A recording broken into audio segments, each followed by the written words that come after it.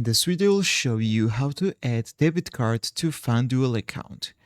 First of all, you need to open your app and you need to click the account button in the bottom right corner in the bottom menu. After you will open the menu, you need to look for add funds, click on it, and then you need to choose the deposit method. So in this case, you need to choose the debit card, which is right here. You can use your Visa, Mastercard, Amex card, and also others.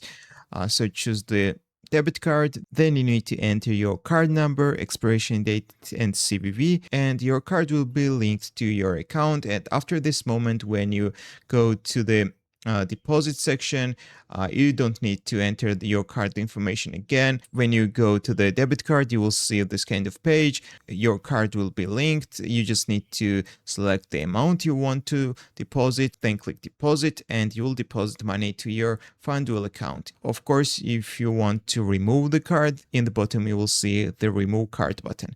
If this video was helpful for you, don't forget to click the like buttons and don't forget to subscribe.